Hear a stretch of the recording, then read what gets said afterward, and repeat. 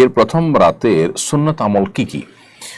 অনেক বর বউ বাসর ঘরে 2 রাকাত নামাজ আদায় করেন, বউ বরকে দুধ খাওয়ান, এরকম নানা প্রচলন আছে। কোরআন সুন্নাহ মোতাবেক আমল কি? আমি শীঘ্রই বিয়ে করতে যাচ্ছি, আমার জন্য কল্যাণে দোয়া করবেন। প্রশ্নকর্তা যে হন না কেন, আপনার জন্য আমরা দোয়া করি। আল্লাহ তাআলা আপনাকে দাম্পত্য জীবনের সুখ এবং প্রশান্তি দান করুন এবং আল্লাহর বাধ্যগত এবং অনুগত থেকে দাম্পত্য জীবনে উভয়ে মিলেমিশে চলার তৌফিক আল্লাহ আপনাদেরকে দান করুন। আর আপনার প্রশ্ন উত্তর হলো যে জি, সুগন্ধি ব্যবহার করবেন, এটা উত্তম সন্দেহাতীতভাবে, বিশেষ করে স্বামী স্ত্রীর প্রথম সাক্ষাতে একে অন্যের প্রতি ভালোবাসা এবং আকর্ষণ এটা যেন তৈরি হয়, সেজন্য সুগন্ধি ব্যবহার করা ভালো।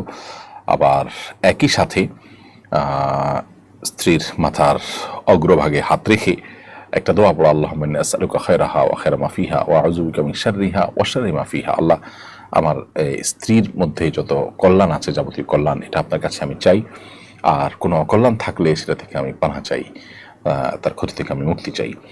এরকম দোয়া পাঠ করা মুস্তাহাব, হাদিস এটি রয়েছে।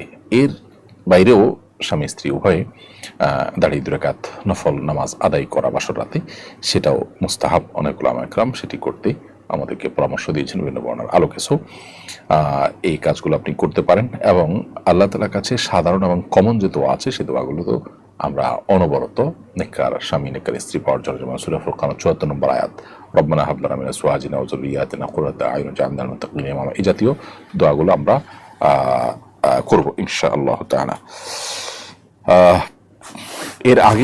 এরপরে প্রশ্ন